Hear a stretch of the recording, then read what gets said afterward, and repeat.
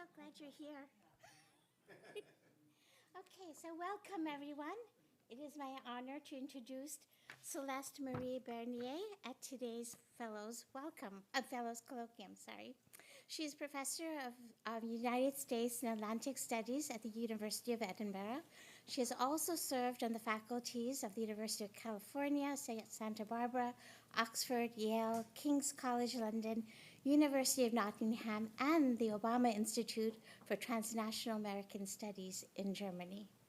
A distinguished, energetic scholar, she has written, edited, and curated numerous books, exhibitions, essays, and digital educational resources. And for all these, she has been showered with many, many honors, prizes, and grants.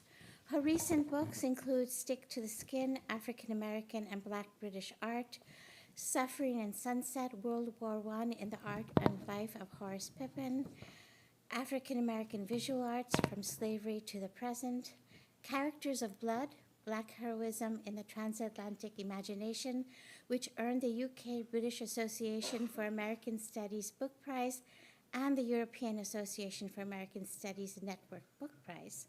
She's editor of the Oxford World's Classics editions of Frederick Douglass's My Bondage and My Freedom and Life and Times of Frederick Douglass, and of a 200-year anniversary edition of Narrative of the Life of Frederick Douglass.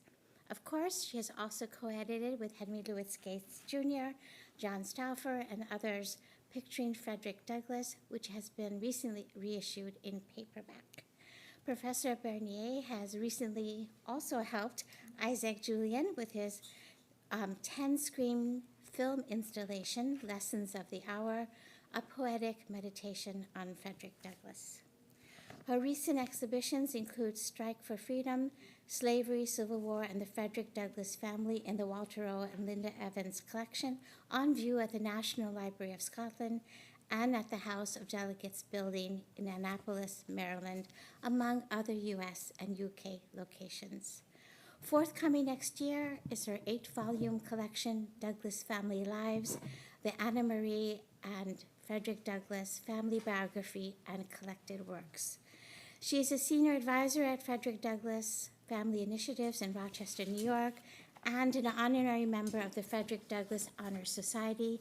And I believe members of the society are in the audience now: Harriet Lowry, Brenda Wooden, and Vicki Wilson.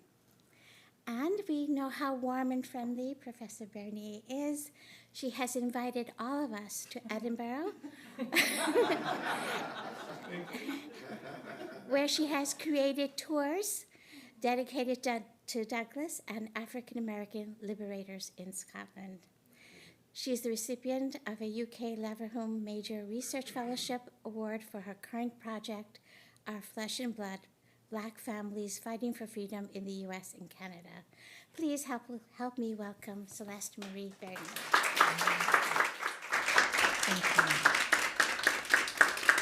Thank you. Thank you so much, Krishna, for the beautiful introduction. And if we remember anything today, remember, come to Scotland. Come to Scotland. But be warned, I'll wear you out. The tour, there's different versions of the tour. There's 30 minutes. We have people here who've survived the tour and survived the 3.5-hour version. But there are stops and cake and all kinds of whiskey in Scotland to give you the fire and fuel to keep going. Thank you so much, Krishna, for the beautiful introduction, and a heartfelt thank you to all of you at this center that make it the magical, beautiful place it is. Krishna, thank you so much. Skip, thank you so much. Abby, thank you so much. Velma, Justin, everybody who's working the magic at the back, thank you all so much for being here. Thank you all so much to the dearest fellows that it's been and is a privilege to be with. What haven't we done in just the 2 months I've been here? We've talked, we've listened, we've shared, we've eaten, we've sang, and we've danced. And so let's keep those fires burning. I didn't know about the dance. Rosh Hashanah, we're ready. Dancing is in our hearts. That's with D, right? That was here. So thank you all so much. And thank you all, those of you who are here in this room, and thank you all of you who have joined online.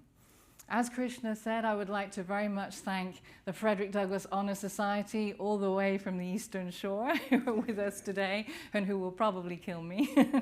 And so we have in the house today founder Harriet Lowry, we have Secretary Vicki Wilson, and we have the president over there in the corner, Brenda Wooden. So bless your hearts and thank you all for coming. It means everything that you're here. Frederick Douglass had a question for anyone involved in the work of liberation. Are you a whole-souled friend? He had no time for half-souls, quarter-souls, people who were interested in the work but not in doing the work. And in understanding the legacy and the life of Frederick Douglass's activism, artistry, and authoritarian power that we'll talk about today, we need to remember what it is to be a whole-souled friend. Thank you so much for being the whole-souled friends who are here with us today. And before I begin, I would like to dedicate this talk to a whole-souled friend who is no longer with us, but who I feel his spirit is very much with us today. Eric Lowry, president of the Frederick Douglass Honor Society, our beloved whole-souled friend. Your spirit is with us. Thank you for everything. This is for you. The talk today, and every talk I do, is in honor of a powerful declaration, a blueprint for revolution, and a platform for human rights principles, practices, and policies. And these are the words of Harriet Lowry. The silence does no one any good. Why not we endure hardship that our race may be free? Douglass family lives, Douglass family lives. Why not I endure hardship that my race may be free? I do not wish to be tyrannized over. Remember that if I fall in the cause of humanity. We are young in liberty and we are old in slavery. The black citizen every day is tried, persecuted, arrested, and convicted by his prejudiced white brother. I am going to speak my anti-slavery speech. I am able to suffer and be strong. Why not I endure hardship that my race may be free? Anna Murray Douglas, 67 years old. I do not wish to be tyrannized over. Rosetta Douglas Spragg, 22 years old. Remember that if I fall in the cause of humanity. Lewis Henry Douglas, 23 years old. We are young in liberty and old in slavery. Frederick Douglass Jr., 39 years old. I am going to speak my anti-slavery speech. Charles Raymond Douglas, 49 years old. We are killed every day by our prejudiced white brother. Annie Douglas, I learnt a new piece today. I will speak in the revolution. I am able to suffer and be strong. Frederick Douglass Sr., 73 years old. We are all able to suffer and be strong. Why not we endure hardship that our race may be free? In speaking today of Douglass family lives, Douglass family lives, here is not a great man history for one, but a great family history for all. Often it's spoken about the great power of Frederick Douglass's oratorical voice, his unrivaled genius, his unprecedented oratorical fire that changed history. In speaking of the Douglass voice, we speak of it as a lone voice calling into the fire and crying into the wind. The Douglass voice was not a lone voice. In just sharing some of those statements by every one of his family members, we learn that the Douglass voice is the Anna Murray and Frederick Douglass family voice. All his life, Frederick Douglass lived by a philosophy. He said, "The living human voice is a power in this world." Every member of the Douglass family followed and believed his conviction that the living human voice was a blueprint for revolution, a toolkit for social change, and a crucible for liberty. Kenneth B. Morris Jr., working today as a human rights campaigner and the Douglases' great-great-great-grandson, describes the family by saying, "We are an intergenerational freedom-fighting collective and a liberation movement in our own right." Every member of the Douglas family, Anna Murray and Frederick Douglass, were able to suffer and be strong, were able to endure hardship that their race may be free, because they had the love, the emotional support, the powerful advocacy, the intellectual knowledge, and the untiring labors of the beloved ones of their heart. Even beginning to understand the life and legacy of the Douglas family of liberators, a freedom-fighting collective, involves understanding suffering, sacrifice, and struggle in the fight for survival. Everyone I'll be talking to you about today suffered every form of violence, abuse, discrimination, and persecution every day of their lives. Yet they refused, and today they refuse, to be defeated. They warred and fought on every battle of every one of freedom's battlegrounds, fighting the injustices, inequalities, dehumanization, and degradation of a white supremacist enslaving nation. Above all, they lived their lives by the conviction of their father and their husband, "Nothing of liberty, justice, or humanity will come to us except through tears and blood."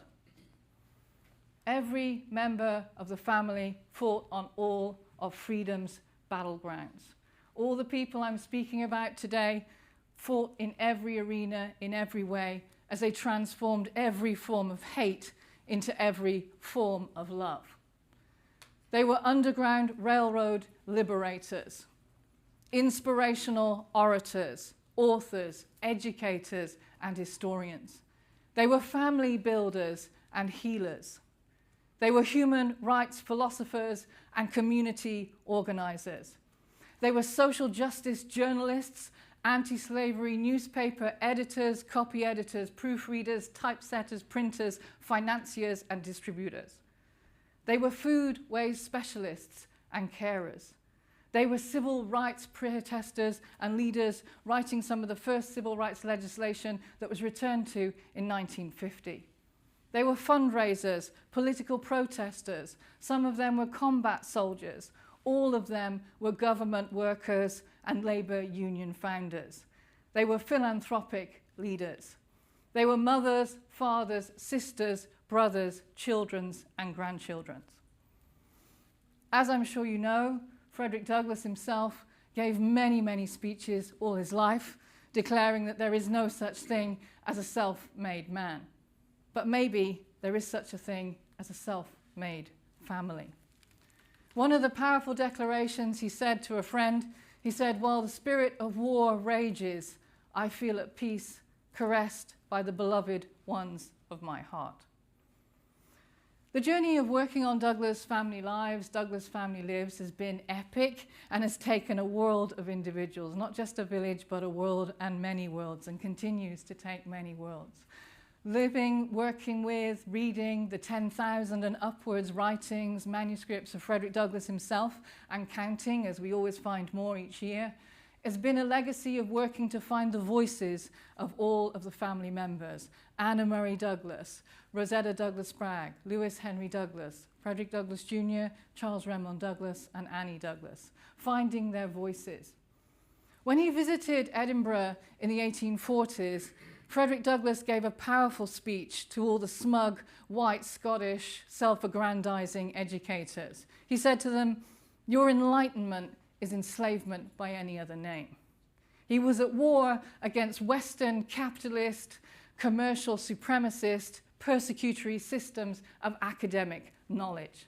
He especially hated and loathed academic knowledge that was bled in the bones, sinew, and spirits of individuals and people of color through systems of classification and categorization, those that dehumanized, dishonor, and disrespected Black lives. He himself, when trying to tell the history of a black liberator he loved and admired, Madison Washington, saw it that faced with the inhumanities of the white racist record, the only way to celebrate black humanity was through the imaginary. And he wrote a fictional life of his man. When he writes this fictional life of Madison Washington, famously in 1853, he starts and says, "Speaking of marks, traces, possibles, and probabilities, I come before my readers. I search for my subject, and I return disheartened and wearied, like a mother in the futile search for a lost child." He concludes it's impossible to tell Madison Washington's story because he says, unlike Thomas Jefferson, Patrick Henry, who live on in the white nation's records, black histories, black memories, black lives are disremembered, disrespected, and forgotten. His search for a lost child very much represents and does justice to the search for a lost family. Douglas Family Lives has taken 25 years and has been a journey of working with powerful architects, collectors, individuals, people like Dr. Walter O and Linda Evans, who collected a Douglas family collection at a point in which they saw it as social justice and part of the freedom movement. Their decision to make that collection means that we have undigitized materials in the scrapbooks that were lovingly kept by family members. Working with that collection, with hundreds more, working with the Fred Douglas Family Initiatives in Rochester and the Frederick Douglass Honor Society with us here today, it's been about telling and sharing those stories. In the end, working through fighting the fight against Western academic practices, working with archives, as Skip so beautifully said last week, archives as a power and a portal to liberation, we can begin to tell these stories. As a result of this work, there are 1,400 speeches, essays, writings, letters by all the family members together, and 1,500 images. It's a total of 2 million words and 8 books. And all these books are free, and they are all part of anti-racist curriculum and student editions, and so they'll live in many different lives. And really what I wanted to do today is to share with you just some and a few of those stories.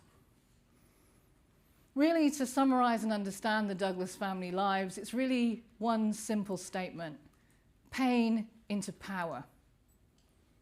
All of the individuals I'll talk about today, including Frederick Douglass himself, suffered from physical health challenges, psychological trauma, primary and secondary, mental health difficulties, financial hardships, unimaginable infant mortality, employment difficulties, and legal conflicts. Yet they were agitators, protesters, and campaigners. Everything else must come last, the cause must come first, as they fought white supremacy, white racism, white enslavement, and as Frederick Douglass called it, that loathsome disease of black phobia with every form and every part of their body. Douglas Family Lives as a legacy spoke powerfully to what it was to make a movement. White supremacy says there can be only one, Frederick Douglass, and it's not Frederick Douglass in all his multifaceted, multidimensional glory. It's a Frederick Douglass who is stripped from the legacies and generations, as he described it, of my ancestors, liberators working worldwide. Lewis Henry Douglass, the eldest son, spoke and knew and was a prophet about what was going to happen to his family. What labor was it with? Who knew what labor it was with? Who knew the distresses, anxieties, and hardships that we and his family had to undergo in the struggle for the cause of liberty? His sister, Rosetta Douglas Sprague, also knew this would happen. The told story of Frederick Douglass, you all know it.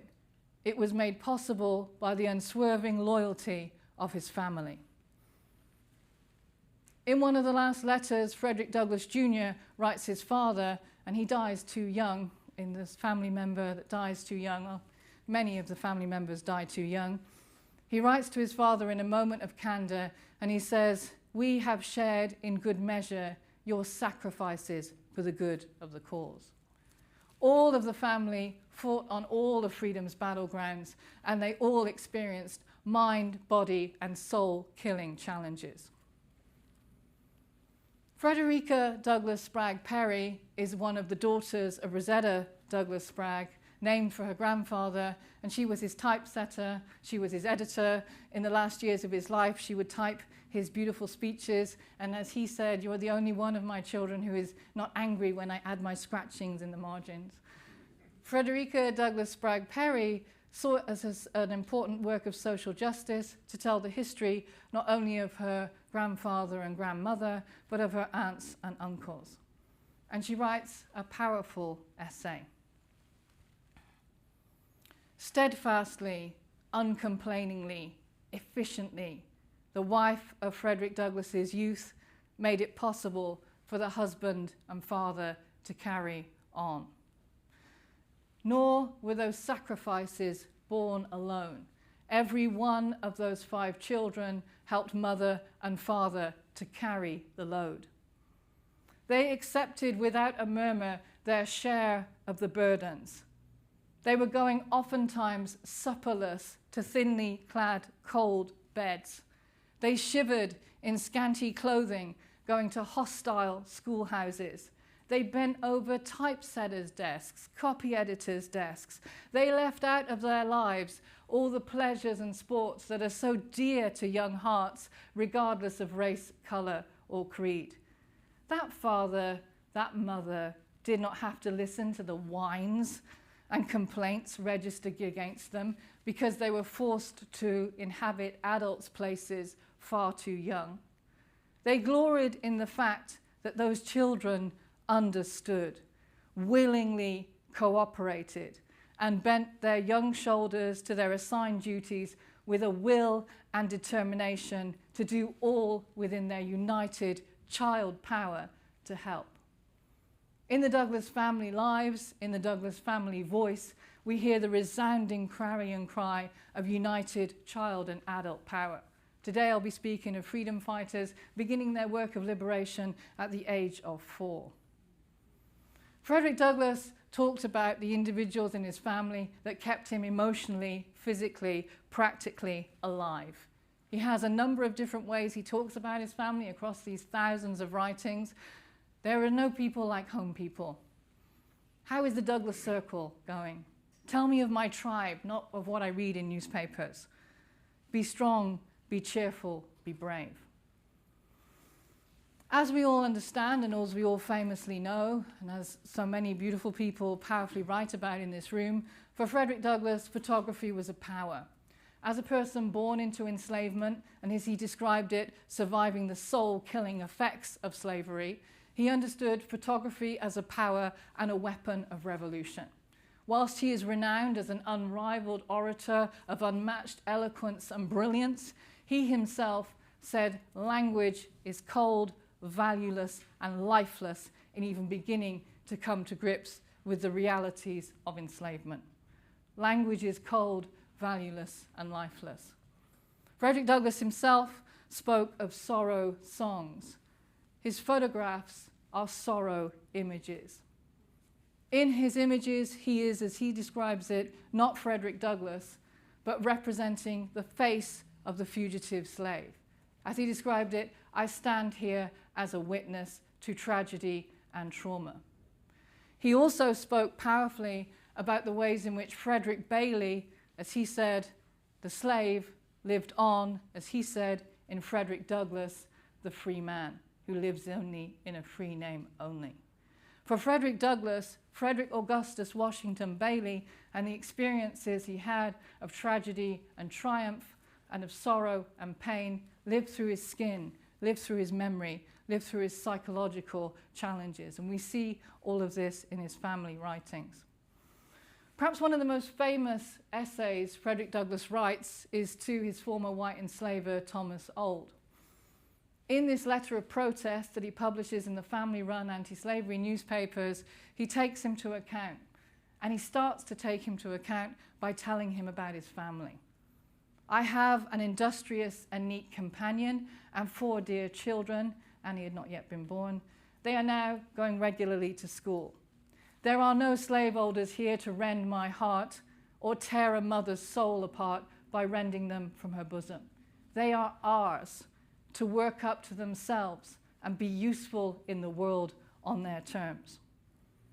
A slaveholder never appears to me so much an ancient of hell as when I look upon my dear children. And then he stops. And he says, I meant to have said more about my happiness and prosperity, but thoughts and feelings unfit me to proceed any further in that direction. The grim horrors of slavery rise before me to chill my heart and pierce my blood. I remember, I remember. The psychological trauma that Frederick Douglass experienced, we see in his family writings. He talks to trusted family members as he says, let me tell you a word about my health. He repeatedly talks about feeling in a terrible mood. He repeatedly talks, especially when he's 2 years in Europe at various points in his life, thousands of miles away from his family members, and he says, quite simply, there is no living for me. When he feels suicidal, when he can't go on, when he struggles, he turns to family members. One family member in particular, he says, could I have seen you, you'd have been so kind to me and helped me forget my sadness. His youngest son writes to him not about his emotional trauma, but about his physical trauma. As Frederick Douglass says, we carry bodies of pain coming out of enslavement. He writes to his father and he says, I hope that the sore on your back is in such a healing condition that you can move about now without pain. Rosetta Douglas Sprague talks about her mother and her father and implodes many mythologies, inaccuracies, and lies. She says, my mother and father met at the base of a mountain of wrong and oppression, victims of the slave power, one smarting under the manifold hardships as a slave, the other in many ways suffering from the effects of the system. The story of Frederick Douglass's hopes and dreams and longing desire for freedom, you all know it. It was made possible by the unswerving loyalty and genius of my mother. Anna Murray Douglas is at the heart of the Douglas Family Lives book collection. 2 of the books are on Anna Murray Douglas's life and legacy. The first is Anna Murray Douglas, a revolutionary family biography, and the second is Anna Murray Douglas, a life in documents. Together they are in total 500,000 words. My husband is battling with the minions of oppression. Why not I endure hardship that my race may be free? I will do my duty as a wife towards him and our children. They shall look neat and spruce on the street, in the house, and in the schoolroom. Why not I endure hardship that my race may be free? Anna Murray Douglas was an unrivaled family builder, hospitalities director, and an individual who worked on all of freedom's battlegrounds. As Bell Hooks writes, she powerfully created home place as a site of resistance. As Kim F. Hall writes, she created a family that were a methodology of liberation. As Ernestine Jenkins powerfully writes, she herself paved the way for all the activism that was to come. As Frances Harper writes at the time that Anna Murray Douglas is working on the Underground Railroad, all black mothers are artists. In the 25 years of working on this project, there was an interview that I thought could never be found, and luck and the universe or some kind of intervention meant that it was possible to find this interview. Mr. Frederick Douglass gives this interview just before he dies, and he decides to break his silence, and he speaks about the love of his life for 44 years. The reporter talks about meeting with him, they sit down together, and he says and reports what Douglass says to him. Frederick Douglass said to me that this woman, his first love, was responsible for his life. He said that just as his story of slavery was to have turned the point of feeling and aided in ending the enslavement of his people, so on her part was this woman responsible for all that came after. All that came after him to benefit humanity of the race. He would forcibly emphasize the fact that it was his wife, not himself, who was responsible for any and all of the good he accomplished in this world. He remembered the first plans were hers, She worked the strategy, and she had the finance to carry it out. Frederick Douglass was one of hundreds of thousands of individuals she strategized, supported, healed, and helped on the Underground Railroad. Well, just a couple of stories that I'll have time to share with you today, and there are hundreds and hundreds. We learn of one of the many battlegrounds she fought upon, one of those being education. While her husband is thousands of miles away in Europe, she's working for the education of her children. She had zero tolerance for any white racist educators, and in Lynn, one white female educator gets her attention. As it's remembered in an interview, she goes to this educator and she says, "I thank you for the interest you have shown in my child." And she's speaking about Rosetta Douglas Sprague. "If you come to the city where we're going, come call on us. We will host you." Hospitalities management as a platform of radical revolutionary resistance was at the heart of Anna Murray Douglas's activism. She also educated anyone and everyone who was in her family household. She ran an enormous family household that involved all kinds of domestic support, and in Rochester, she makes the courageous decision to hire a white Irish girl to work for her. The white Irish community that surrounded them was one of racism and persecution, and if anyone had the loathsome disease of black phobia that Frederick Douglass described about, and their cadaverous faces grinning at us, it was the white Irish community. She interviews this girl, and she says to her, "I hope you have no prejudice against color. I have none myself." She also worked as part of an intergenerational black female liberation coalition. Among the many members were Ruth Cox Adams, a woman she helped to liberate on the Underground Railroad, who lived in the family home as an educator, foodway specialist, seamstress, healer for Underground Railroad people coming for freedom, and also worked as a support to Anna Murray Douglass. In the various homes they lived, in Lynn, New Bedford, Rochester, Anna Murray Douglass was part of a multi-part coalition of liberators, of famous, world-renowned activists. Anna Murray Douglass saw what fame did to her husband. She understood the price of fame, as every person, every child in her family understood it. They all suffered for being the family of Frederick Douglass, and she chose, as Frederick Douglass described it, to walk in the night rather than I chose in the light. Here you see many of her collaborators, Harriet Tubman, Harriet Ann Jacobs, and Sojourner Truth. They worked together as anti-slavery fundraisers, Underground Railroad liberators, and human rights philosophers. Rosetta Douglas Sprague remembered of her mother, she was one of the first agents on the Underground Railroad. She was an untiring worker along that line. It was no unusual occurrence to wake up at midnight and my mother called to help another hungry lot of fleeing humanity. Charles Raymond Douglas remembered it too. He said, "We were a happy family in the work for the enslaved of our race. People traveled all night in temperatures below zero. We had to get up to admit a sleigh load and just even to thaw them out. My mother healed, my mother cooked, my mother strategized. We got them onto freedom. We felt we were doing a Christian and humane duty." In a very recent archive that I found that is not digitized, I had the great privilege of learning the words of Estelle Douglas Sprague, another of Anna Murray Douglas's grandchildren, and Rosetta Douglas Sprague's daughter.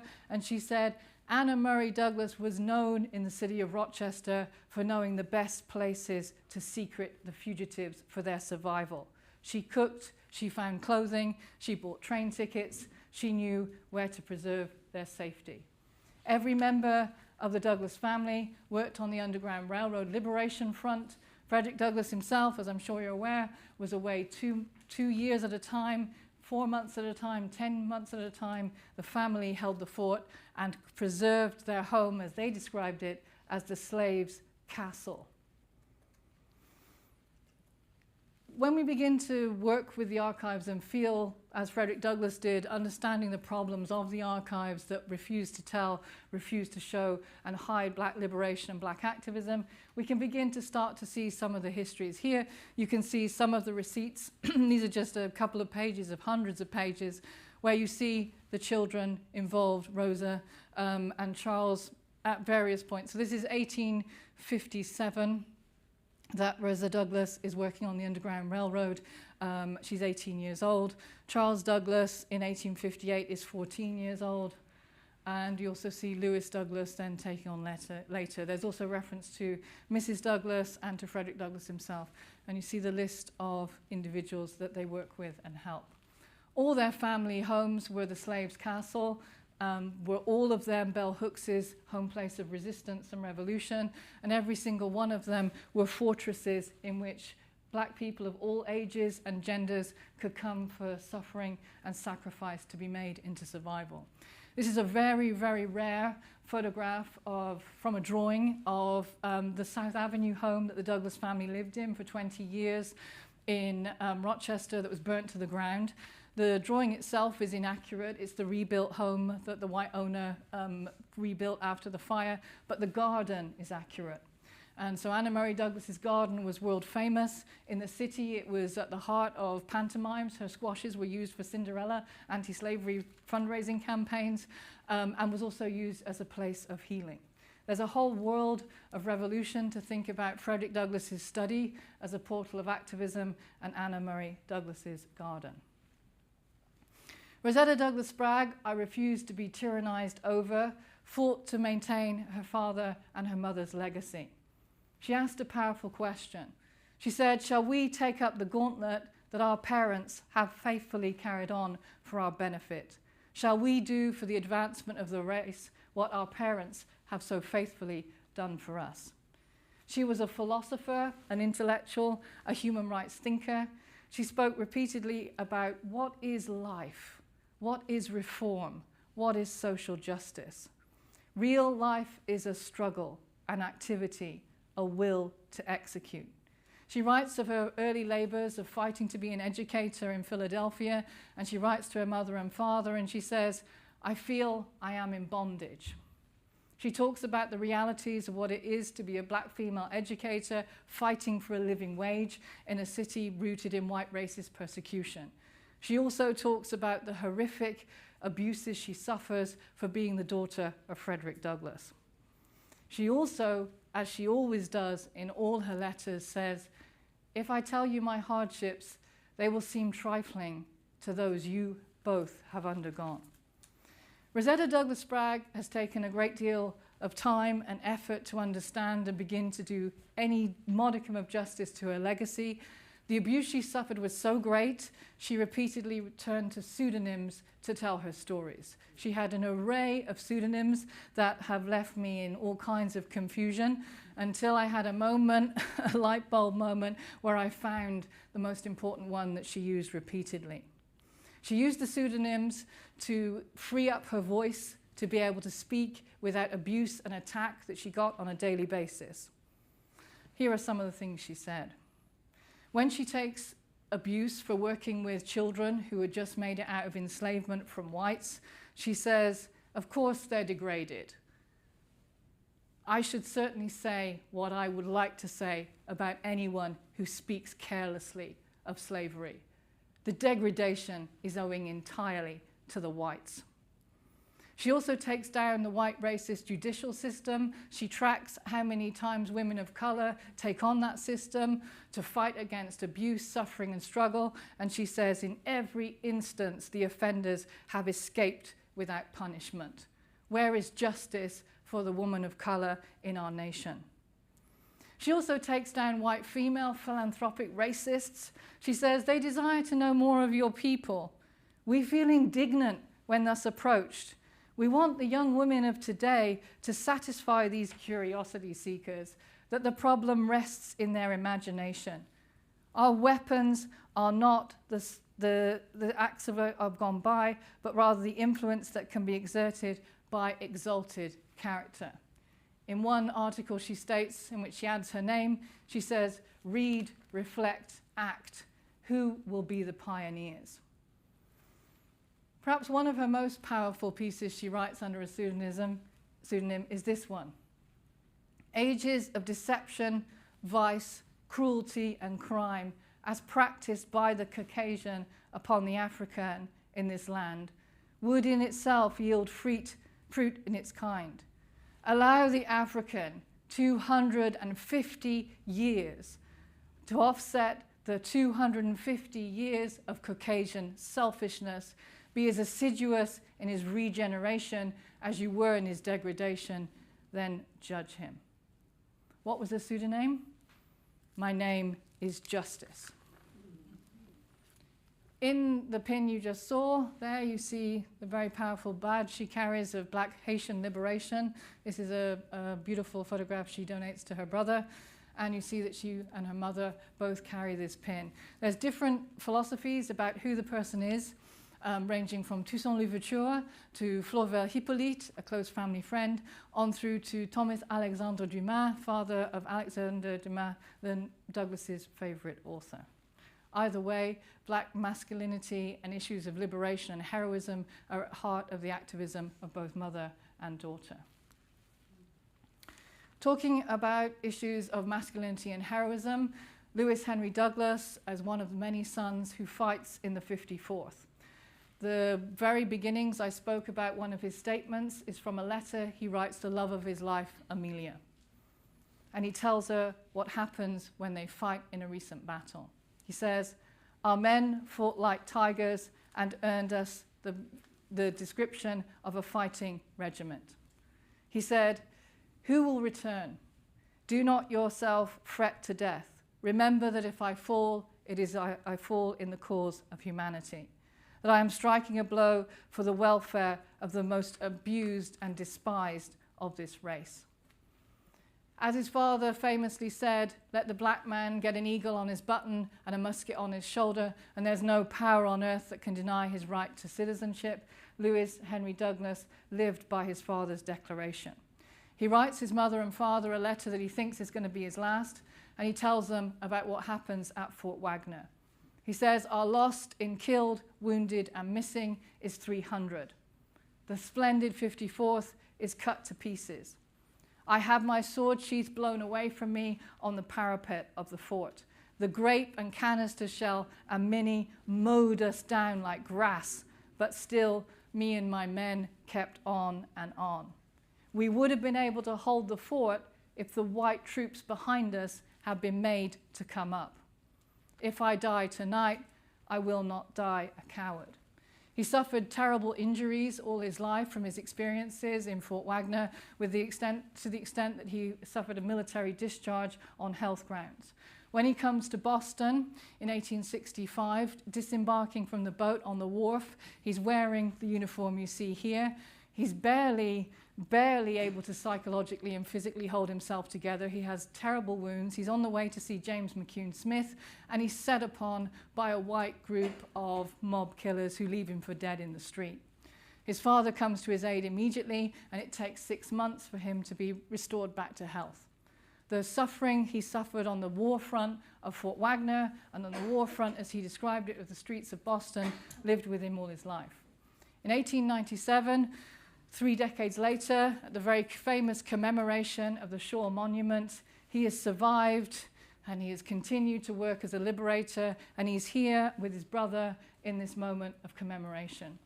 You see him there. This is Lewis Henry Douglas here, raising his hat to Robert Gould Shaw. You also see his younger brother, commander of the Frederick Douglass Post, in the front of the procession. He's here. He makes a powerful decision once he survives the moment of his injury at Fort Wagner, and he goes back to the south. What you're looking at here is a map of Talbot County, and when Frederick Douglass was living in enslavement, he set up a school for enslaved children that he ran secretly, as I'm sure you know, until it was set upon by a white mob of killers who said to him, "You want to be another Nathaniel Turner." What happens is Lewis Henry Douglas goes back to this area and he teaches as adults the individuals who were children when his father taught them. And he teaches them in this church here that's on this building area here. I went on a very beautiful and long day with one person in this audience to find this location of the school, and eventually we found the site. While we don't have any sign of the building, we have a 6-page article in which someone has powerfully recorded every word that Lewis Henry Douglas said in his night school. I won't tell you all of that, but I will tell you one thing he said. And it fits very much in the idea of the power of education as a revolution and a platform reform. He said, "We hate slavery and we hate the condition of ignorance. Knowledge is power. Buckle on your armor of knowledge and you will be encased in a shield of steel as enduring as time." Here he lives up to the legacy of his middle name, Henry.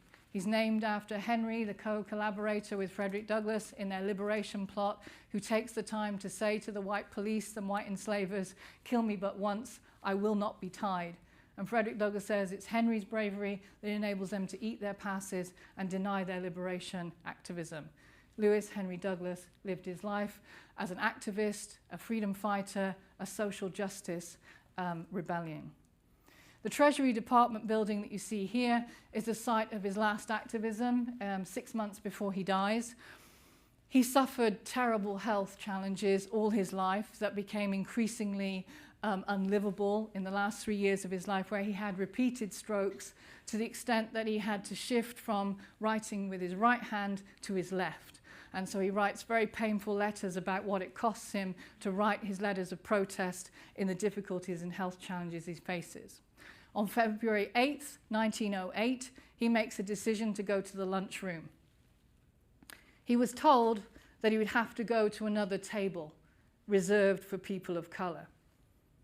Mr. Douglass informed the man he was satisfied to remain where he was, and he demanded to be seated.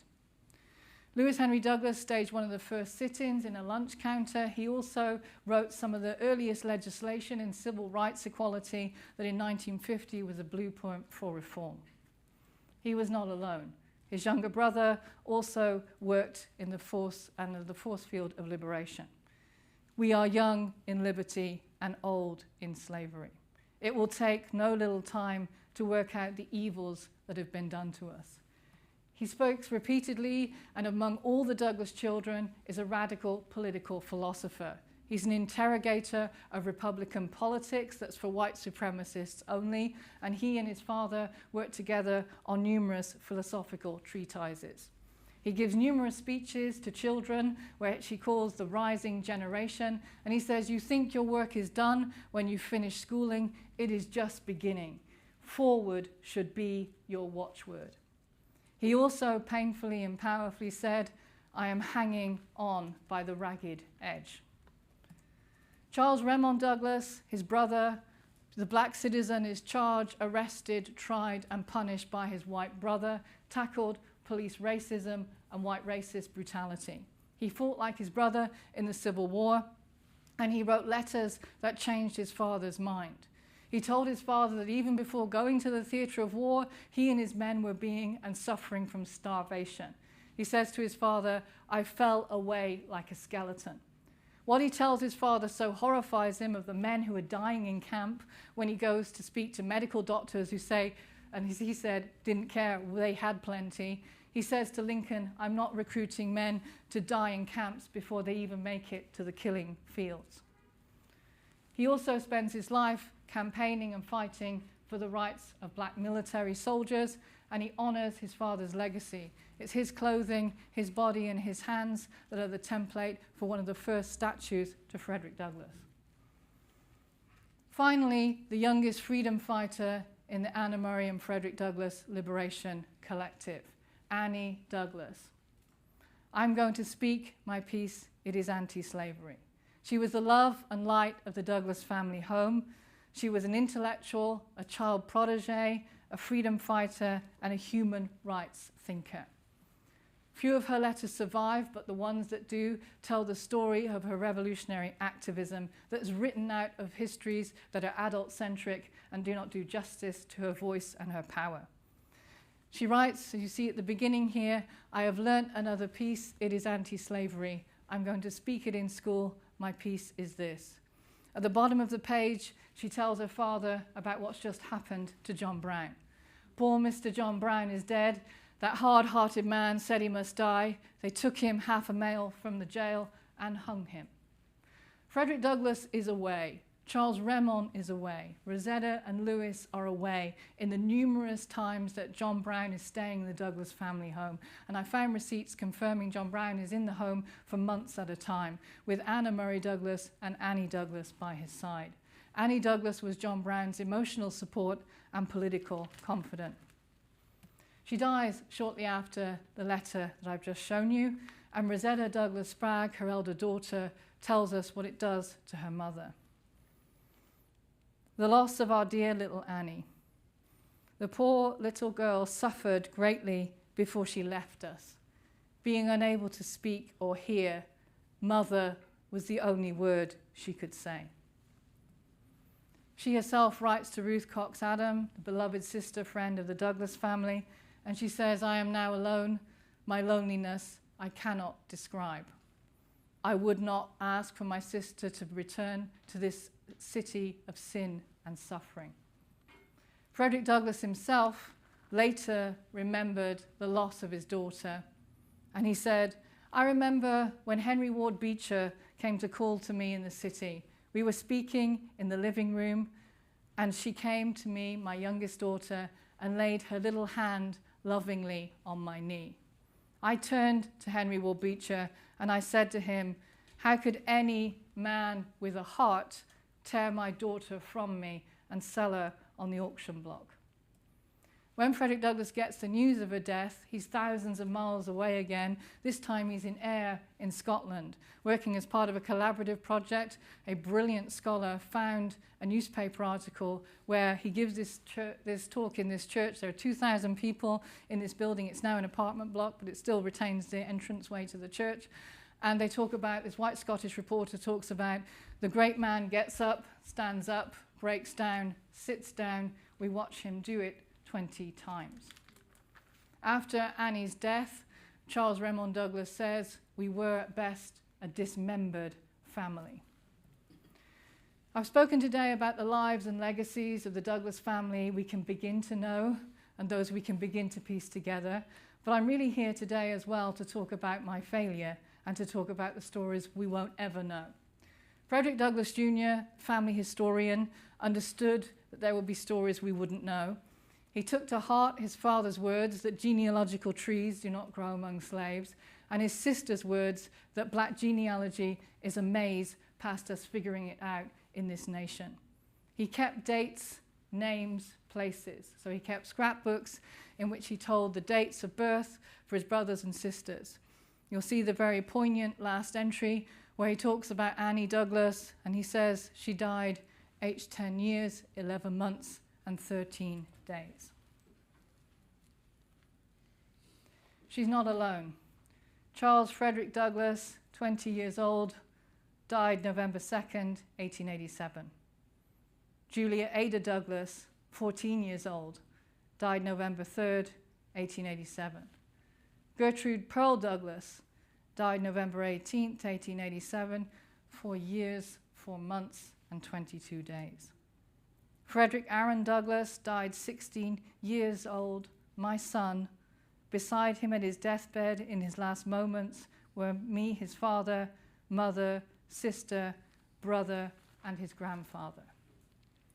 Stories that the Douglas Family Lives collection ends on are the stories of the grandchildren. We can tell the stories of many of the surviving grandchildren you see here: Annie Douglas Spragg Morris, Estelle Irene Douglas Spragg Weaver, Joseph Henry Douglas, Haley George Douglas, Rosabelle Mary Douglas Spragg Jones, Herbert Douglas Spragg Weaver, Harriet Bailey Douglas Spragg, and Frederica Douglas Spragg Perry. Thanks to the beautiful work of Erica Mock, the executive director of the Frederick Douglass Family Initiatives in Rochester, there are now beautiful monuments and memorials to Annie and Anna Murray Douglas. These were unveiled in a beautiful ceremony in the fall last year. So now they are all joined together. Lou Isaac Julian very much did powerful justice to the sorrow images of Frederick Douglass, and also to the marriage of Anna Murray and Frederick Douglass of 44 years. Especially paying attention to the beautiful artistry of her dressmaking skills. Working as part of the different curricula and work we're doing, as well as the books. This is one of the websites that honors Lewis Henry Douglas and the family, the struggle for liberty. So I've all got to come to Scotland and live the reality of the Edinburgh map, where we tell the stories of the liberators in the city. There's also a 20-panel exhibition. These are just some of them. If you like them, they're all free downloads, can be put up as posters, can be created and shared freely. Finally then, and thank you all so much for listening, Sojourner Truth was really traumatized that she hadn't heard Frederick's voice in 1866. She wrote a friend and she said, "Where is Frederick's voice in this trying hour?" In 2023, today, as we face the battles we face today, where is Frederick's voice? Where also is Anna Murray's, Rosetta Douglas's, Lewis Henry's, Frederick Jr., Charles Raymond, and Annie Douglas. Douglas family lives, Douglas family lives. We are able to suffer and be strong on all of freedom's battlegrounds. As Anna Murray Douglas immortally said, "Why not we endure hardship that my race may be free?" Thank you very much.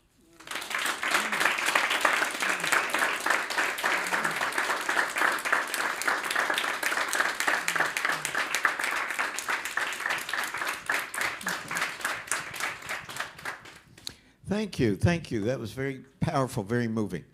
So all of this is available or will be available? Beautiful question. I got to keep going back to the laptop. Right, so involved an epic journey of archives, epic failure in archives to find things and refine things, led to transcription. So I'm in the final stages. Douglas Family Lives, books 1 to 8 come out next year, or my death, basically. So yes, will be available. And the books will be open access and freely available, searchable, usable, shareable. So will the books be published as books or just virtual books, online or, as books? Beautiful question. Both. So the open access ebooks will be free. There will be print copies as well. The Anna Murray Douglas biography will be trade available, and there'll also be a reader. So those who don't want to battle through the 8 books will have an anthology of a shortened version as well. So, and those will be books.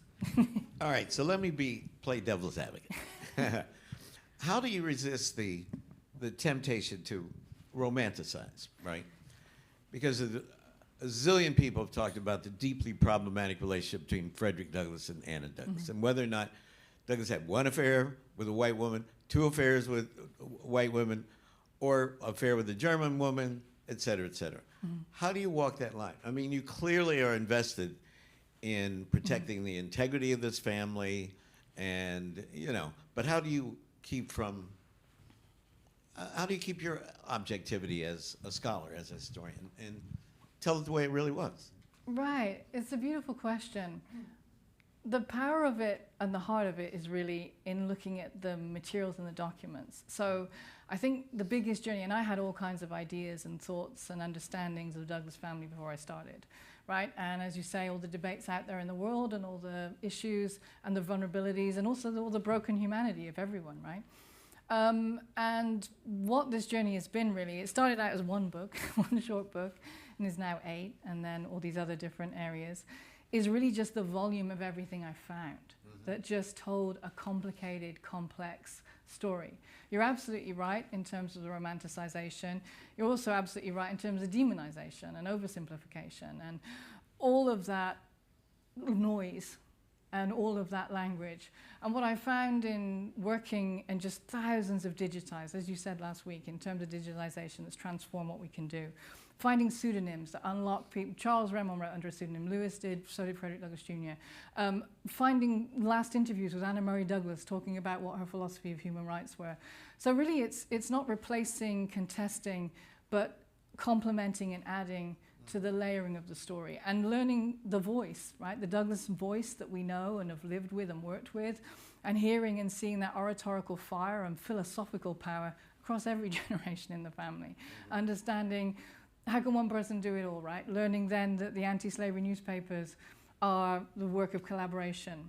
James McCune Smith talks about going and seeing Rosetta at the age of 10 next to her father at his elbow, copy editing the North Star, and was blind by the time that she died from from eyesight difficulties generated. So it's really the kind of, that's why the documents are so important in terms of the question you're asking. And so each of the books is a kind of a lot of different things, but it has the documents at the heart, written by family members or other individuals or interviews.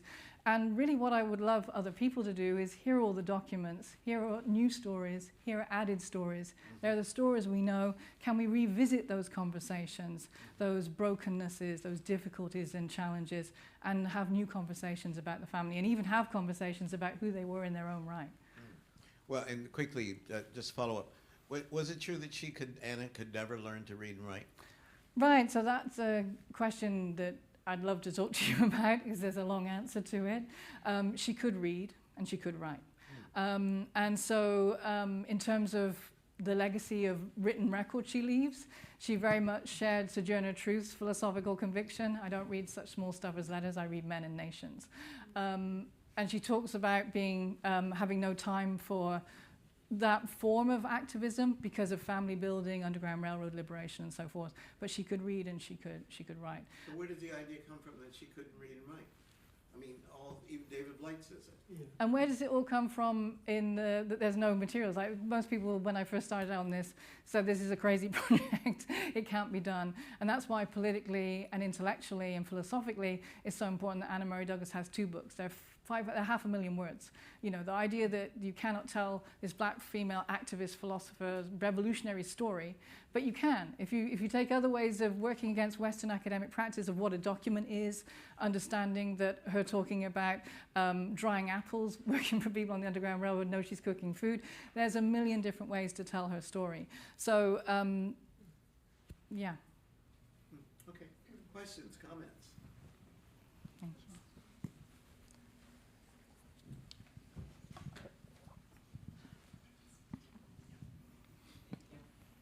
Thank you so much. That is such an amazing, rich, wonderful presentation and inspiring project on so many levels. So I guess a kind of follow-up to that question, I was thinking about one of the questions I had, and you kept answering my questions as you were going, but one of them was, thinking, so there's 2 questions. One was thinking about this incredibly rich, extensive, phenomenal archive that is so large, and but then I was thinking, like, well, what are the challenges of dealing with an archive that big, which I think are just kind of getting a sense of that, but also, what silences still persist within that archive. And I know you were talking generationally, but also thinking just in relation to, Anna Murray Douglas, for example. And then the second part of that question is, and you were starting to answer this as well, thinking about particular reading practices. You're presenting all of these archival documents and thinking about the audience and what kind of, are you kind of prepping them to approach with certain kinds of reading practices? Thank you for the beautiful questions. Silences and reading practices, right? And I'd love to have more conversations with you about it. The silences are deafening, and so 25 years in and I feel a failure in that the silences are deafening in terms of the lost voices, lost individuals. There are various moments in Haiti when Frederick Douglass writes letters back saying, I can't open a letter for who's died in the moments I've been away. I can't live with any more loss. The 21 or more grandchildren died. Infant mortality was unimaginable. The life and legacy of individuals, Rosetta Douglas Sprague, I have 2% of what she performed. She edited a phenomenal newspaper called The Pilot. Everyone in the Douglas family was part of it. They all had editorships of it. It was a social justice human rights paper, is entirely gone. So the silences, I feel like I've uncovered more silences as I've gone, but I'm hoping I'm uncovering pebbles for someone else to come and find and work with those silences and make them speak in ways that I'm failing. The second question was about reading practices. Right, so what I'm trying to do is get out of the way. So the 8 books really are, there's many parts to them, and as you asked powerfully about it, Skip, the idea is that people coming to these books can work with the Douglas family in their own ways and in their own voices. And so they're part biography, there's a part section that's biography if you want to read what I have to say, then you're welcome. But other parts are transcriptions and reading the documents themselves. So one reading practice a reader can have is just to read the documents that were written. So really it's about trying to honor all the reading practices. I would say, though, that, Shirley, that the biggest overriding voice in my head is Annie Douglas. So when I work on all these books, I work on what would she want to know, what would be important to her. And my agenda has really been to work with the Douglas world, but also the Douglas family world. There were hundreds of thousands of black liberators working by their side on whom there's a sentence, a name. So I've worked extensively in hundreds of hours of thousands of annotations, and I'm hoping that people will come behind me and find worlds out of all these people, hundreds of people working by their sides.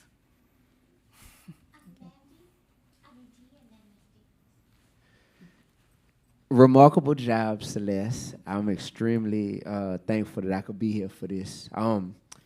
Listening to what Professor Gates just said about the affairs of Frederick Douglass, and just seeing the history of his family, like 3 things jumped out to me.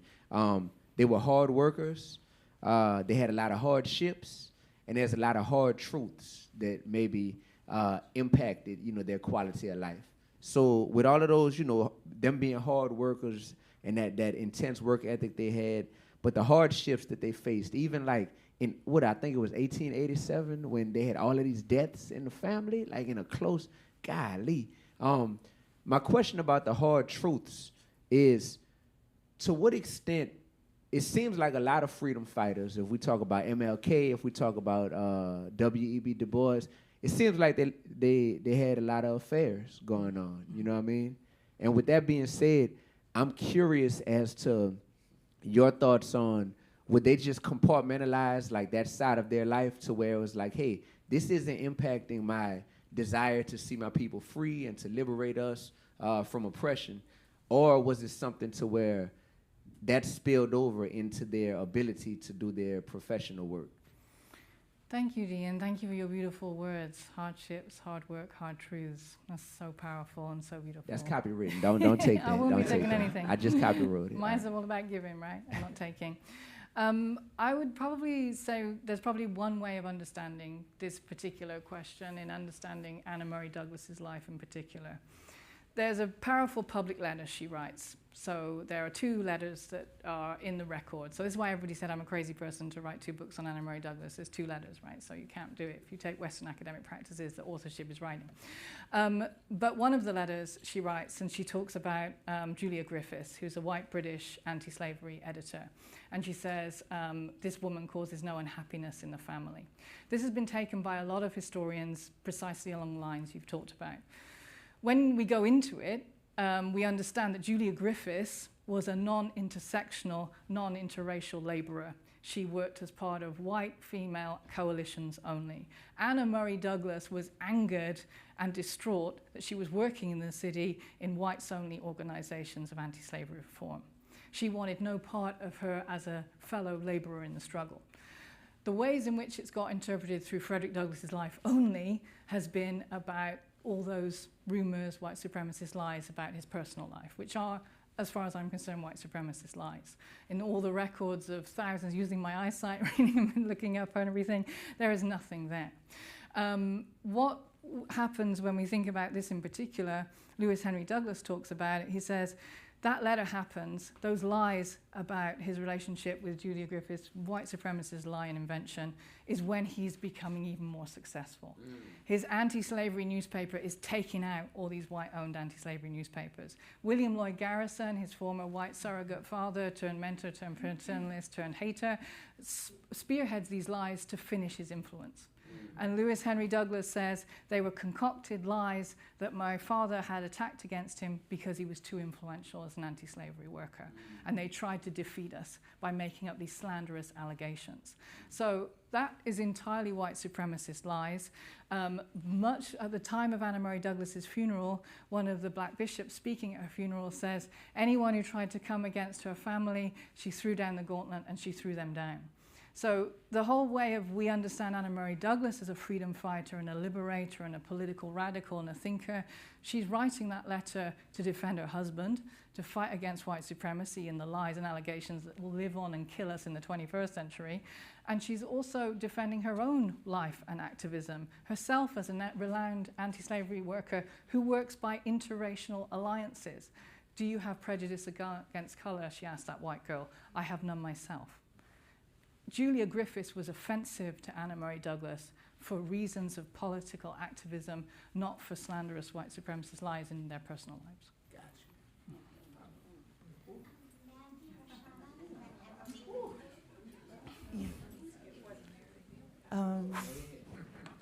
I could tell him later.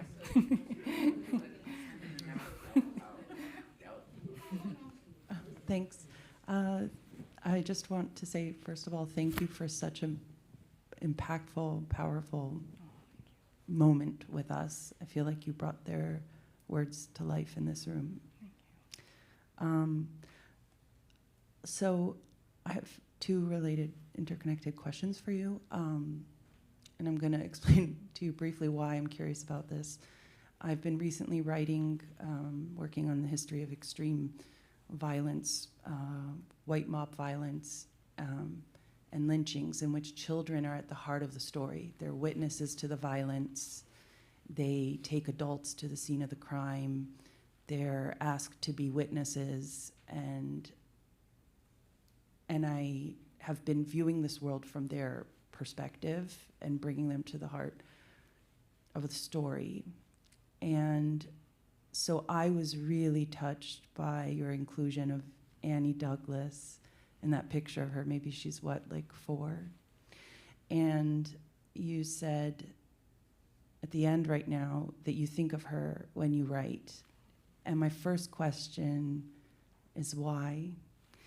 And my second question is, how do you think this history or any history of white supremacist violence, whether it's, settler colonialism or slavery, how differently could a history look if we look at it from the perspective of children, right, that are pushed to the side?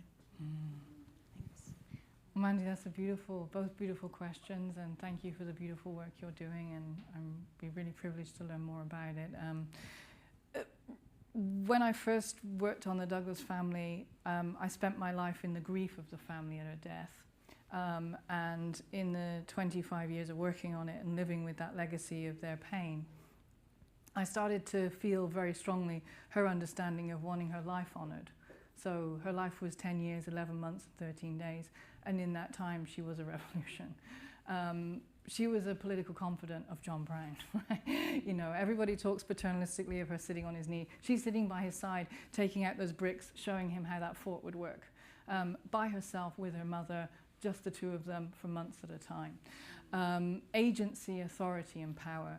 The reason why she's with me in all the work I do is really too as well about cutting to the jugular vein of what language needs to do for someone like Annie to read it today, to write completely differently, to have annotations that live rather than lie in footnotes that make no sense.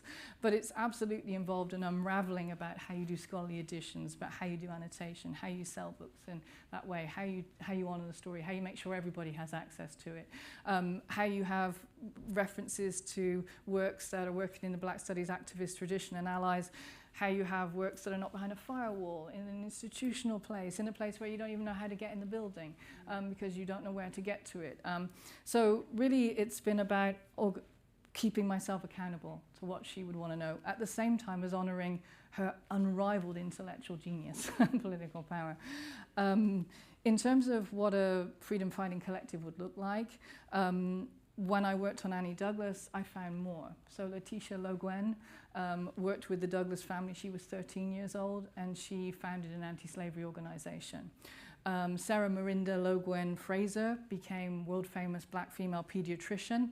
How did she get her start? She's 4 years old in the family when Lewis Henry Douglas is there. Harriet Tubman comes with 20 people. Her mother has too many people. She throws bandages at her, and she tells, here are 5 children with gunshot wounds. Do what you can. When Sarah Marinda Gwen Fraser has that experience of working with these children with gunshot wounds, she takes the bandages, she learns, she remembers, she becomes this famous black female pediatrician. She also is the first person to theorize color therapy and yarn and mental health. So the legacies and lives of children working as liberation networks is at the heart and the lifeblood of the story. Thank you so much for a beautiful talk. I will try to do this quickly. So I want to go back to the question of archives, in part because I was struck by some of the documents, right? The fugitive slave document, right? It's evidence of a crime, right? Post-1850. So I'm struck that it exists and that these folks are named in this explicit way. And so I wondered if you could talk a little bit more kind of about that document specifically, right? Given the fact that its existence, its presence could be used as evidence, right? As you know, evidence in support of assistance, right, to the fugitive slaves. And so I was just wondering if you could talk a little bit more about that. And then also this question of pseudonyms and sort of the ways people are sort of taking on identities or sort of ways of presenting, sort of self-fashioning in a sense. Usually when I think about silences in the archive, I'm thinking about enslaved people who are not literate, who had no capacity to present themselves. This is kind of the opposite in many ways, right? They are very much aware of their position regionally, nationally, internationally. Thanks to your work and others, we know just how thoughtful Douglas was about self-presentation in images. And I was wondering if you could talk a little bit about kind of both, with taking those two documents together, kind of the ways people are these people of African descent are speaking and presenting themselves, which perhaps creates new silences, right? And creates other kinds of other kinds of gaps, openings. But I would just love to hear you kind of reflect a little bit on this question of sort of self-presentation through the archives, which I think would add a little bit of nuance to sort of the ways we often think about silences in the archives as something that's being done to people rather than things that people are themselves doing. Roshana, that's a beautiful question. I'm going to fail to do it justice. And it has many parts to it that involve lots of thinking that I need to think more about. In terms of the purposefulness of silence and the purposefulness of performativity, the understanding of just how devastating it was to put your surname Douglas on an article in the 40s, 50s, 60s, 70s, 80s, 90s, to 1900, 1910, 1920, 1930. The Douglas children take a decision to abandon using their names. So justice is one, truth is another, observer is another, facts is another, hard truth is another, Republican, the real Republican is another. And so the names they choose speak volumes, right, to the legacy they're dealing with. The power that, and I think that idea of controlling the naming, that you control the naming, you can remake the naming and re-represent the naming. And in every moment of pseudonym, it's always about black resistance, revolution, and radicalism. It's always about writing a document that's truth to power and taking down white supremacy. In terms of this document itself and the naming of individuals, so the naming of the children as workers on the Underground Railroad, all they've done, you're absolutely right, is to not name the people working as self-liberators, right? Their names are concealed. This document is staggering to me, and it's staggering to me that it's not at the heart of understanding Underground Railroad liberation in this period, because there's pages of it. And it speaks to Rosa, Charles, Lewis, Frederick Jr., Mrs. Douglas, Mr. Douglas. And what is so powerful about it too is you see how this is working. Frederick Douglass gives the talk, people pay tickets for the talk, the children and his wife are translating it into healing money, train tickets, freedom fighting. So it gives us a multifaceted layer of activism that's intergenerational. But there's so much more to say to your beautiful question. I haven't done it justice and I'm grateful for it. Grateful for it. Thank you. I wanted to echo what has already been said about the electrifying talk you've just given us and the very fierce commitment that you bring to the work. And you know, I understand why you use the word failure. I understand it in the sense that we have a collective responsibility in our institutions and disciplines for the way in which black histories and lives have been disremembered. But after that talk, failure is not a word that should hang in the air. I wanted to ask, you spoke at the beginning as part of your framing about the charisma of Douglas's voice and how it has crowded out other stories and narratives. You sort of seemed in that moment to be urging a different kind of history, but effectively what emerged in the course of your talk was that lone voice became a chorus of voices, and you ended on such a strong rhetorical note with Sojourner Truth. Where is Douglas's voice? Where are these voices in the present? So I wanted to ask you how much the rhetorical project is a core part of your work, or whether that was more the architecture of the talk, which was such a brilliant talk. Thank you so much, Emily. That's a beautiful question. Sometimes I mess with people with the quotes, so I didn't do it in this beautiful audience, in that oftentimes even people working on Frederick Douglass for generations will think when I share Rosetta Douglas words that they're hearing Frederick Douglass. Or think the same with Anna Murray Douglas, same with Lewis Henry Douglas, same with Frederick Douglass Jr. We are old in liberty, we are young in slavery, why not? What the chorus and the rhetorical power of it is, this is a family working around the table, sharing stories, speaking together. When Frederick Douglass gives his speech that nearly kills him in Nantucket, but that makes his career, he says, all I remember is I was trembling from limb to limb. In the front line of the audience is Anna Murray Douglas with Rosetta at the age of 1 and Lewis about to be born. The children are in the front row. The mother is beside. Their mother and father are debating issues about liberation and freedom fighting in the family home. As Rosetta described it, debate was our family like bread and butter. So really what I feel when I read, and now having spent so long reading and continuing to read, is there's a Douglas family voice that is, we thought was the Frederick Douglass voice, but is in fact a voice of intergenerational liberation. And it fits more powerfully to his philosophy, inclusivity and compassion, as a voice not that excludes, but a voice that encompasses. And that's where I feel is the heart of that, but there's so much more work to do, and a great question. Any more questions or comments? If not, let me echo Emily's words and say thank you for this electrifying.